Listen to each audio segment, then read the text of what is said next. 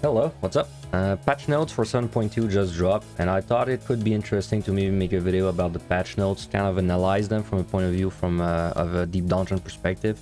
Because I don't think that's a video anyone else is gonna make.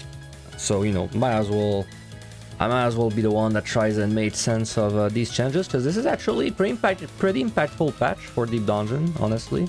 Starting with this one, the following actions cannot be queued for execution.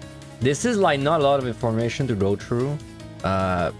And they kind of mentioned it really fast in the live letter. They didn't actually show it off.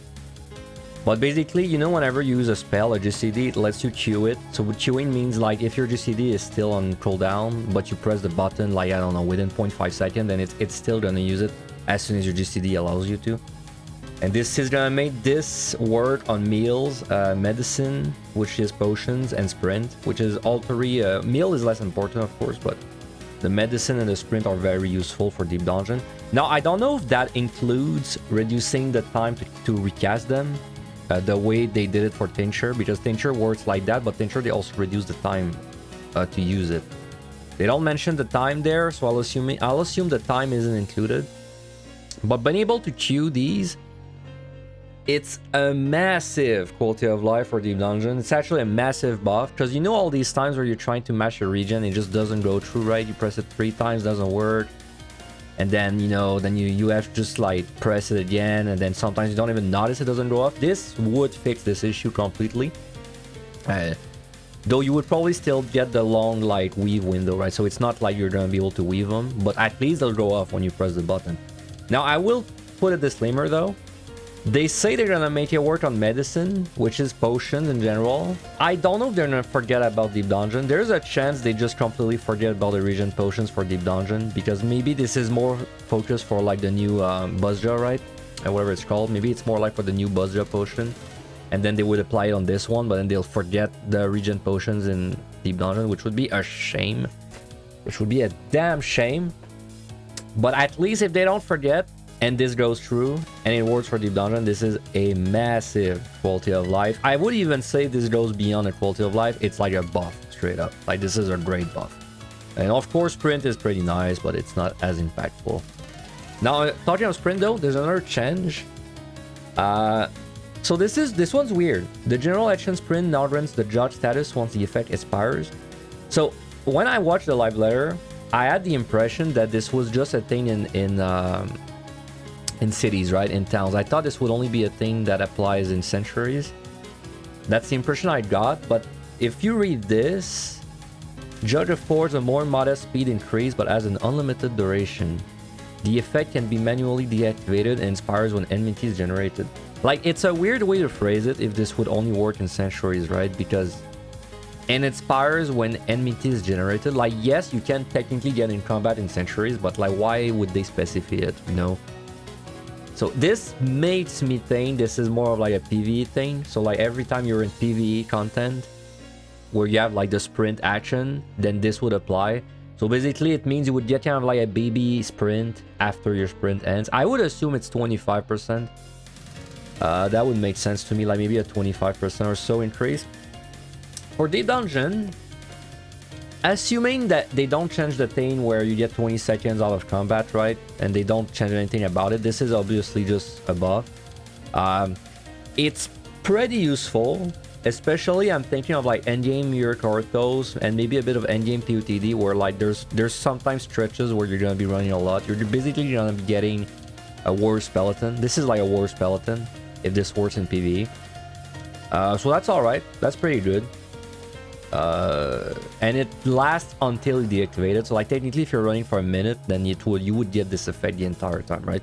I think it's a pretty nice thing. I don't think it's like a game changer, but especially because it goes away when enmity is generated. Like if it didn't go away, then yeah, that'd be like a big deal. But because it goes away when you pull a monster and you technically are probably fighting most of the time, you know, it's only whenever you're done with the floor that you're gonna be running around, or in game EO where like there's a lot of running around. But outside these situations, it's not that great. Also, not to mention that if you're doing PotD in MI, you're probably sprinting in combat anyway, so you can kite the monsters, right? So you wouldn't even benefit from it in these places. But it's nice either way, if it applies to PvE. Also, something pretty cool about Deep Dungeon, actually, is they added these I mean, they don't say it's deep dungeon, but new accents have been added. I think we can obviously see that this is PotD and Heaven on High. So basically, they added the same thing that we have in Jericho Toes, but in PotD and Heaven on High. It makes me hopeful that the potion change I mentioned before might actually be not forgotten, but that's still pretty nice. Now for the job actions, from what I understand, most of these changes were made with an ultimate raid in mind. I think F4 phase 4 is what I heard, so like a lot of the AoE switches are for that. I think most of them are not really worth covering in depth, because most of them it's like there's a bit of potency switching in like the basically most of them. Paladin's a bad example because it's one of the few that actually like does less, but like most of them, it's the damage reduction gets just reduced from like a higher percentage to a lower percentage, which is a buff in AoE damage. But then in exchange, they reduce the potential of like the more spammable things, like impalement, enlightenment, etc. Like they basically they made the bursty ones hurt harder, but then they made the spammable ones do a bit less damage. Technically, it should be overall a small buff for most jobs in Deep Dungeon, because typically burst is better, but it's not really a big deal. It's mostly scoring anyway, so I won't really cover like these. Well, there's a few, I think, jobs that are kind of nice to check. I think Mage actually gets a pretty significant boost in AoE, so that one I'll just mention it, because all of these are things you have in PotD, and like 70 from 40, it's a pretty massive buff. 50 to 40, it's not that big. But Tornado Cage is a really hard-hitting thing. So, you know, I think Mage's actually a pretty significant AoE buff. So look forward to it in all 3 deep dungeons. I think Dancer is worth mentioning too. Dancer has pretty much buffs for all of its AoEs. Like, it has only a nerf for Fendance, I believe, which is only a thing in Neo, if I'm not wrong. So it's not really a big deal. Overall, it's much better at cleaving damage because all of your GCDs actually got buffed for the AoE ones. And also, like, most of your big dance move got a pretty significant increase in AoE damage, so that's pretty nice for AoE pulls. So Black Mage is actually a very different one. Basically, they removed the timer for Black Mage. It's kind of hard to explain, especially if you've played Black Mage in the past, but basically imagine whenever you do like a fire 3 or something, you're doing fire phase, before you'd have a 15 second, but now there's no more time, so now you can remain in the fire phase for as long as you want, or the ice phase. The only limiting factor is your mana. That's of course a massive buff, because it wasn't always easy to manage your timer on Black Mage, and quite often your timer was about to run out, but then because you were fighting a specific monster and it hits hard, and you didn't always have time to stand still and, you know, switch to ice or something, so you just kind of start running with Transpose and Umbral Soul. That should no longer be the case. Also, a lot of the casts went from 2.5 to 2, and even Fire 4 went from 2.8 to 2, Flare went from 3 to 2, so like massive AoE buff, massive fire buff. Potency went down, so did the Enochian perk, which I believe this only applies to Irricortos. So I'm pretty sure if we're talking Eveline PotD, it will do more damage. Its damage was already not bad, but it should do a bit more damage and be significantly easier to control. So I expect this just gonna become much better in PotD and Evan High. I don't think it would make it like a viable first layer, but I think it's gonna make it much better. You know, like if I were to put in tier list terms, wherever I put in my tier list for both Evan High and PotD, I would probably put it in an entire tier higher now. I think it's gonna feel a lot better to play in Deep Dungeon.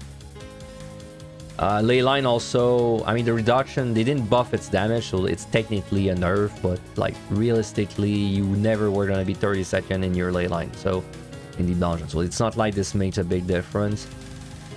But yeah, I mean, however you feel about the job identity of this job, it's definitely a massive buff for Deep Dungeon. I think it's the biggest buff it's gonna win to see is in EO, you record those, specifically for scoring runs, but it's still getting buff everywhere. Also, last thing about it is you no longer lose your procs for fire and thunder, so you can just kind of like carry them between monsters now. You don't have to like spend it because it's about to expire. So yes, massively buff for Deep Dungeon, massively buff. Okay, now we get to the big boy, Pictomancer. Pictomancer got hit pretty hard. So basically what they did, there's a lot of text there, but what they did is they heavily nerfed the drawing. So like if I just take a random one, right, like if I just find the muse, so you see they reduce potency from 1100 to 800. it's a big chunk. It's like 25%, I think, for most of them. And they also reduce the damage it does in AoE. So basically, it's a double nerf. It's a nerf in damage, and then also a nerf in AoE. So the cleave is a lot worse. But so is the burst damage. But what they did to like make up for it is they buffed the GCD instead. So now you see the regular GCD. It's way stronger. Including the AoE one, by the way. Now, but in Deep Dungeon, this has bigger ramifications than just like, we can't really look at the potencies and be like, oh, it's the same, because the damage is like not different if you're just doing your GCD. Because in Deep Dungeon, it's not the same. I think in PotD and MLI, it's a massive nerf, because you have to see it this way, right? If you do less damage on your burst, and it happens that you can build your burst out of combat, then monsters are gonna take longer, right? Like maybe your monster now is gonna take an extra, I don't know, maybe let's say it takes an extra 4 GCDs to like make up for the damage you were lacking. Technically, these GCDs don't matter if you're pulling non-stop, but usually in Picto, you go on combat, you redraw your things, and you pull the next thing. So if a monster takes an extra 4 GCD, I don't know, an extra like 9 seconds to kill, it's not that big deal, right? It's not a big deal because you have plenty of time on Picto. It doesn't really matter if it takes you 9 extra seconds to kill a monster. But the issue, 9 extra seconds in the context of Everline PotD, and you're playing a squishy caster, it's not merely 9 seconds. Like if I'm fighting an Enko in MLI and I have no steal, and the important thing is the only mobile part of Picto is when your burst is up. If your burst is down and you have to GCD, you lose all mobility, right? You cannot cast while you're moving. Like if I'm fighting an Enko, like I said, it's an extra 150% HP that I'm paying to like do the damage, right? So you see how it doesn't work. So this is gonna get weird. I think it's gonna make it a lot less good in MLI, because now you're gonna reach the point where you don't one-shot the monster in one burst anymore, like faster. Like before, you get to that point maybe in the mid-80s. You get to the mid-80s, if you don't have a strength and there's like something bad or there's a glue, then you could not one-shot the monster anymore. That's when it gets kind of spicy. Now you're gonna reach this point even faster. So that's pretty bad. It's pretty bad in PotD too, but in PotD at least the monsters are squishier, so like it's still gonna take a bit longer to reach that point, but it's still pretty bad in both Deep Dungeons. And in Eureka Orthos, it's also a pretty big nerf, but in Eureka Orthos, there's not like that danger of dying when you're standing still so much. Don't get me wrong, it's a massive nerf to like the scoring, because you're losing cleaving damage on everything almost, and it's the same idea where you're running around, building up your drawings, and then you're just trying to unload. So yes, it's a nerf for scoring especially, but it's not as bad as in MLI and PotD in my opinion. I think PotD and MLI are the worst ones after this nerf. But anyway, we're expecting a nerf, and that was a nerf. It could have been worse, it could have been better. So anyway, hope you enjoyed the video. If you have your own thoughts, make sure to write them in the comments. I would appreciate that. How you feel about the changes in Deep Dungeon specifically, or maybe even raids if that's what you do. So anyway, have a good one. Hope to see you guys in 7.2.